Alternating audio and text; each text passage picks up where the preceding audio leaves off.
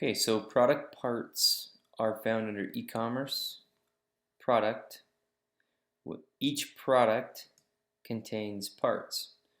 So we've already talked about attributes, we've already talked about pricing, and the parts tab is where the parts are located. So what the parts are doing is breaking out this cabinet into each individual part. So for example, the doors, the top drawer front, bottom drawer fronts, equal split, etc., etc. Clear down to the deck and stretchers for that cabinet. If you open up a part has general settings. So you can choose to send this part to an export. So for example, if there was information for this door that you wanted to send to some sort of a file, and you can go research further on exports, then you would put the formula here using the variables here on the side, along with choose where you want that to lie.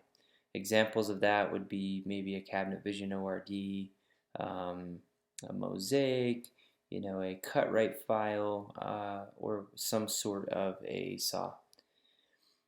The precision, obviously you can dial in the precision of that part.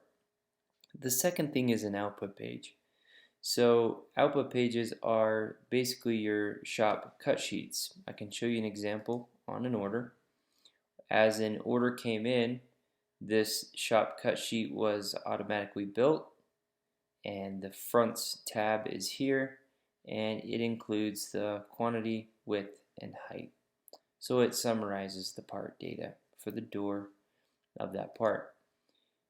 So the part data that you can choose, the attributes are, for example, you can choose quantity and then write any custom formula for that quantity. Width, and write a formula using the same syntax that was used of if this then that statements in the pricing section. So in this instance, if the hinge drilling number of doors is greater than 1, then use this formula. If it's not, then do this. Height, and those are the parts. Then you can also tie a part to supplies. So in this instance, this attribute is being tied to the door material finish and allocating that using that formula. You can also tie two supplies to one formula. So in this case, it's using door material, and it's also going to set aside edge banding. Most of these parts and formulas are already written for you, and you can just double check them, and you look at the attributes and how they've been built to modify them if they are not accurately reflecting the way in which you build the product.